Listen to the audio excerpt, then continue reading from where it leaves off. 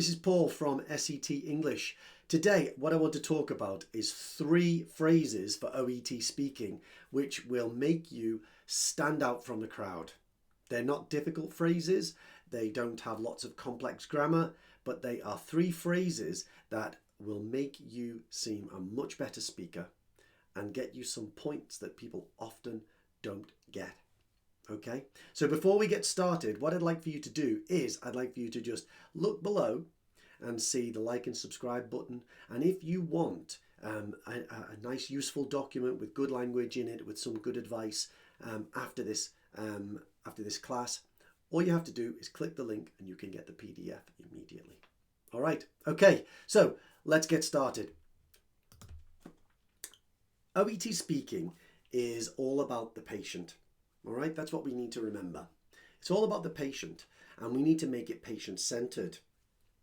There is criteria, clinical communication criteria, and that clinical communication criteria basically judges your ability to manage a consultation.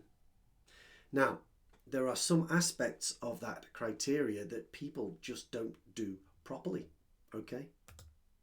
So, here's the first one, menu technique. If you go to a restaurant, what do? You sit down, you look at the menu and you choose, I'll have the soup and then I'll have the risotto. Okay, so you have one thing and then another. Okay, well, what we want you to do is to do the same in your speaking. Okay, so menu technique is a big part of providing structure. You're basically saying that you are in control. Okay, it shows that you are in control of the consultation, which is really good. And if you think of relationship building, providing structure, it means that you are organizing logically. Okay, you're organizing logically with sequence. So I've got 2 phrases, 2 really, really simple, easy phrases to use. Okay, here they are. Dum-da-da-dum-da-da-dum-da-da-dum. Here we go. First, I'd like to discuss something, and then we can move on to something. Okay, so just imagine what we could put here. First, I'd like to discuss your symptoms. Okay, and then we can move on to treatment. Okay, or diagnosis, whatever it is that you want to do. Okay. Anything can go in there. You are telling the you're telling the patient that you want to do one thing first and then another second. Okay, that's great. It shows that you're in control. It's very reassuring for the patient to know that you are there. Okay, that you know this is what we'll do first and then we'll do that. It's in control. Okay, the next one, basically, you're just switching the order. Okay, before we discuss your diagnosis, I'd like to go through your symptoms. All right, you're just switching it around, that's all. There's no difference in terms of what you're actually doing, but you are organizing logically. And it's a power phrase. It just, not only does it make the patient feel better, it also gives you a structure and enables you to do it properly. Okay, so that's the menu technique. Let's look at the next one. The next one is a little bit different. So I mentioned before that OET speaking is patient-centered, and a big part of that is one of the clinical criteria called understanding and incorporating the patient's perspective. All right, so that means we have to include what the patient thinks. So let's write it up. Okay, in understanding and incorporating patient perspective, one of the big parts of this is B1. Okay, this is one of the indicators for the clinical communication criteria. B1, elicit concerns, fears, expectations of the patient. Okay, so language like, can you tell me a little bit more about that? Why do you feel that way? Okay, that is eliciting concerns, fears, expectations of the patient. Now, the thing that I'm going to talk to you about is referring back. Okay, referring back. So imagine you're in the speaking exam. Earlier, you mentioned something. You spoke to the patient and you said, "Can you tell me a bit more?" Now imagine that the patient says something like, "I'm afraid of needles." Okay. Now, right now, you can't deal with this because you're explaining why someone needs tetanus, for instance. But what you could do is B3, refer to elicited fears, concerns, expectations, etc. This is something that people do not do enough of in OET, okay? They just don't do it. Now, people forget maybe, but I think that in your own language, you probably do this all the time, okay? But just in OET, you're under stress, you're thinking about a lot of different things, but I think this is something, it's a real power phrase. Lots of people don't do it. Well, you can do it. Okay, here it comes.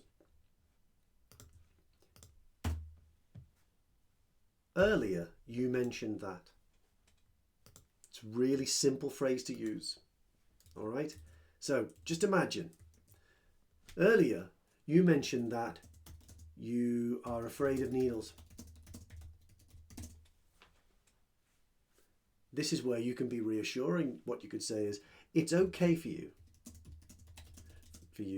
to bring a friend or family member. Okay, it's reassuring. Okay, that patient feels heard. That patient feels understood. Okay, so that's a really, really great phrase for you to do. And so many people do not do it. Okay, lots of people don't do it in their OET speaking. All right, let's go on to the next one, final one. Summary. People do not do summaries as much as they should. Okay, now I think summaries are really, really easy to do, but they're not easy to remember. Okay, so why should we do them? Well, they are a part of information gathering and providing structure again. Think about information gathering. What you're doing is you ask a series of open and closed questions to find out information about a patient. Okay, it could be symptoms, side effects, treatment, etc. So information gathering is all about getting information from the patient. All right, okay. Well, what about the next part? What about providing structure? Why would I need to summarize here? Well, in providing structure, okay, we've got a section which is called using organizing techniques when explaining or in explanations. All right, this one is C4. Using organizing techniques in explanations. I think it's C4 or maybe it's C3. I can't remember exactly. Okay, but it doesn't matter. Using organizing techniques in explanations means doing things like chunking, labeling. We've also got summarizing. Okay, now these are behaviors that we can do. Now the other one is categorizing. Okay, these are behaviors that we can do to make it clear what we are explaining, because explanations can be really long, can't they? If you're explaining what diabetes is or how epilepsy affects people, okay, it takes a long time. Also, you might be doing lots of suggestions, advice, recommendations. So chunking and summarizing are really, really good for that. Okay, so we'll take these away, categorizing and labeling. Okay, but chunking and summarizing are really, really good. So what you're actually doing here is you're using chunking to break explanations down into small sections, okay? And then at the end, okay, so if we say here, you use a series of chunks to explain complicated ideas or to provide multiple pieces of advice. Okay, that's what you're doing. Okay, so what we can do here is we can satisfy this indicator in providing structure, and D5 we can summarize to invite correction. That's what it's called, summarizing to invite correction. And we can do that just by summarizing at the end of our explanations, summarizing after we've got a lot of information.